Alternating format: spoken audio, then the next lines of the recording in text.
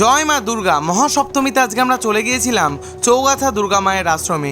শান্ত স্নিগ্ধ গ্রাম বাংলার প্রাকৃতিক সৌন্দর্যের মধ্যে দুর্গা ঠাকুরের আশ্রম, যা মনকে শান্তি এনে দেয়। আর বলে রাখি, দুর্গাপুজোর এই 5টা দিন মা দুর্গার মহা আড়ম্বরের সাথে পূজা করা হয়।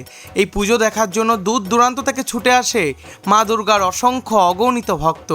কত সুন্দর করে মায়ের পূজা করা হয় একবার দেখো।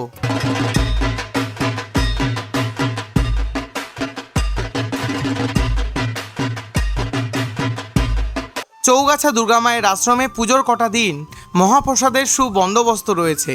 আর যেখানে মা দুর্গা থাকবে সেখানে মহাদেবকে তো থাকতেই হবে। হাসাডাঙ্গা বিলের মাঝে অবস্থান করছেন দেবাদিদেব মহাদেব, যা দেখলে মনটা শান্ত হয়ে যায়, মনটা ভরে যায়। বহু দূর দূরান্ত থেকে ছুটে আসে অসংখ্য অগণিত ভক্ত। আর বিশেষ আকর্ষণীয় দিন হচ্ছে নবমীর সন্ধে। নবমীর সন্ধেতে এখানে গঙ্গারতি করা হয়। এক টুকরো বেনারস হয়ে ওঠে এই চৌগাছা দুর্গা মায়ের আশ্রম। তোমাদের সকলকে আমন্ত্রণ রইল চৌগাছা দুর্গা মায়ের আশ্রমে। আমার সঙ্গে একবার ভালোবেসে বলো, জয় মা দুর্গা।